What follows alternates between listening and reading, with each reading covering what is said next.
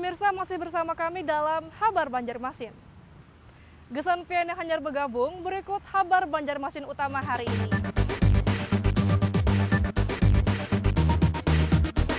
Setelah buron hampir 8 tahun, terpidana penipu yang masuk dalam daftar pencarian orang atau DPO, Selasa sore lalu berhasil ditangkap.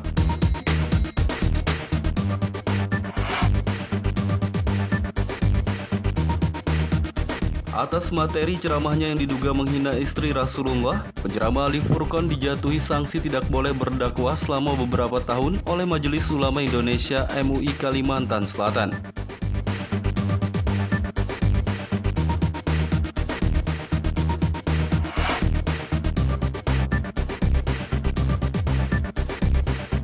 Warga di kawasan Jalan Tembus Mantuil, Banjarmasin Selatan dalam beberapa hari terakhir diresahkan oleh seekor monyet liar yang masuk ke rumah dan merusak perabotan.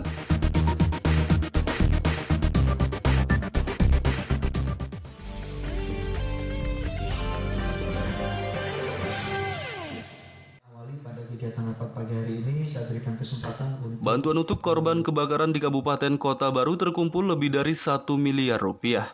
Bantuan tersebut rencananya akan disalurkan terhadap 152 kepala keluarga yang terdampak. Korban kebakaran di kawasan Patmaraga, Kelurahan Kota Baru Tengah, Pulau Laut Sigam, rencananya akan mendapat pembagian bantuan senilai 1 miliar rupiah lebih yang terkumpul dari berbagai pihak di posko induk. Untuk menyalurkan bantuan tersebut, Kodim 1004 Kota Baru menggelar rapat penanganan dampak korban kebakaran bersama Forkopimda setempat pada Rabu kemarin. Dalam rapat ini diputuskan bahwa dana yang terkumpul sebanyak 1 miliar rupiah lebih akan dibagikan kepada 152 kepala keluarga yang terdampak musibah kebakaran. Dan Dim 1004 Kota Baru Letkol Infantri Roy Fahrul Rozi mengatakan, selain bantuan dana 1 miliar rupiah lebih itu, pemerintah Kabupaten Kota Baru juga akan menyalurkan bantuan untuk sewa rumah selama 3 bulan.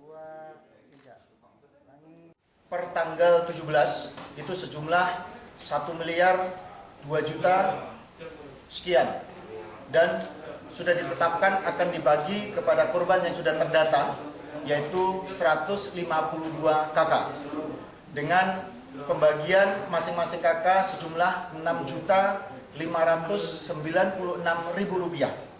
Dan nanti dari pemerintah daerah juga akan membantu besarannya kurang lebih 1,5 juta per kakak untuk statusnya untuk sewa. Itu juga bisa digunakan untuk membantu untuk pembangunan.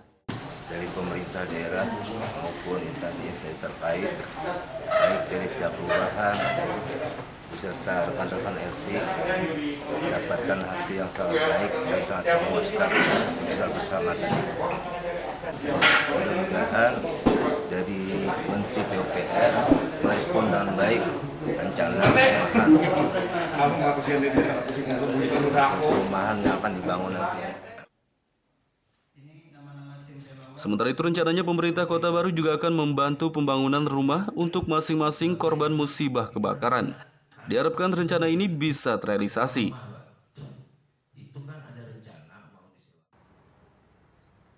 Dari Kabupaten Kota Baru, Kalimantan Selatan, Muhammad Lutfi Darlan dan Fauzi Rahman melaporkan.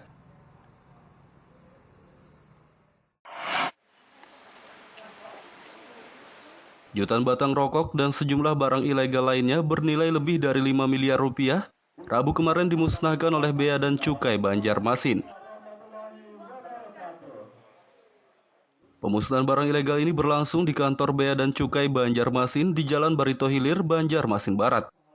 Barang-barang ilegal yang dimusnahkan kali ini bernilai sekitar lebih dari 5 miliar rupiah, terdiri dari 5.400.000 batang rokok ilegal, minuman beralkohol, kosmetik, obat dan suplemen, alat bantu seks, senjata api, dan barang ilegal lainnya. Kepala Kantor Pengawas Pelayanan Bea dan Cukai Banjarmasin, Kurnia Saktiono mengatakan barang ilegal yang dimusnahkan kali ini merupakan hasil penindakan selama tahun 2020. Proses persetujuan dari Kementerian Keuangan melalui Direktorat Jenderal Kekayaan Negara. Nah ini total kerugian negaranya kalau kita hitung berdasarkan hitungan kita ada sampai 5,2 miliar nilai barangnya, di mana pajak yang harusnya bisa dipungut oleh negara adalah 2,2 miliar. Ini sangat sayang sekali karena produk ilegal ini merusak tatanan persaingan usaha di kita, juga menggerogoti penerimaan negara kita, di mana negara kita zaman COVID ini sangat membutuhkan penerimaan negara supaya pertumbuhan ekonomi kita akan ke arah yang positif.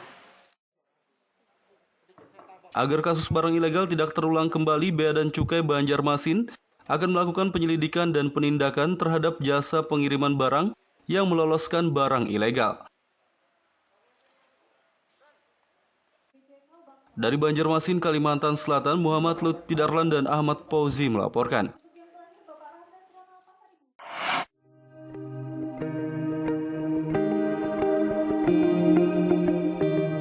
Salah satu peninggalan sejarah yang ada di Kabupaten Banjar yakni Benteng Oren Nassau. Benteng Oren Nassau ini merupakan benteng Belanda yang menguasai tambang batubara underground pertama di Indonesia. Pada masa penjajahan di benteng ini terjadi pertempuran antara pasukan Pangeran Antasari dan tentara Belanda, yang akhirnya dimenangkan oleh Pangeran Antasari hingga bisa merebut dan membebaskan masyarakat Banjar dari rodi atau kerja paksa. Kini benteng tersebut tercatat sebagai objek wisata di Kabupaten Banjar.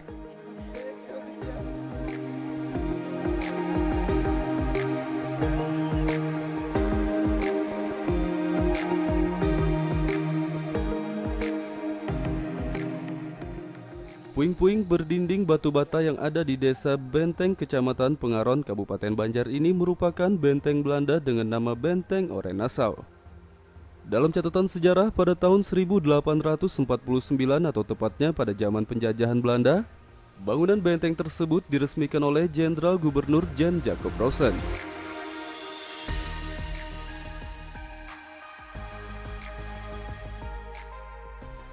Benteng yang dulunya berdiri kokoh tersebut di lokasinya sempat terjadi pertempuran tepatnya pada tahun 1859 antara pasukan Pangeran Antasari dan pasukan Belanda. Saat itu Pangeran Antasari yang memimpin kurang lebih 300 orang pasukan berhasil menyerang dan menguasai benteng hingga membebaskan masyarakat dari rodi atau kerja paksa yang diterapkan oleh Belanda.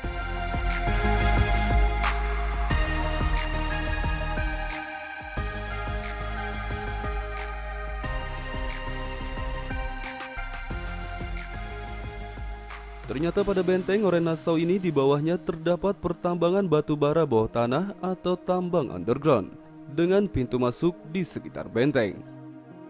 Sayangnya lorong atau terowongan telah tertutup oleh runtuhan tanah hingga tidak bisa lagi dimasuki. Padahal terowongan panjang tersebut dipercaya tembus ke muara Sungai Pengaron.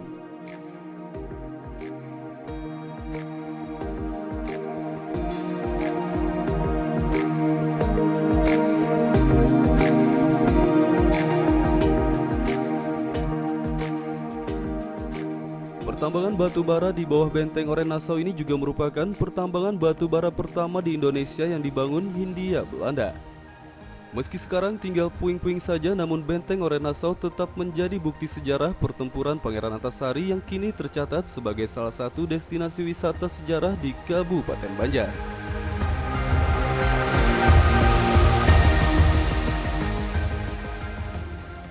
Kepala Bidang Pemasaran Pariwisata Dinas Kebudayaan dan Pariwisata Kabupaten Banjar, Badiah mengatakan, Benteng Oren Nassau merupakan salah satu cagar budaya yang mengandung nilai sejarah yang sangat penting di dalamnya.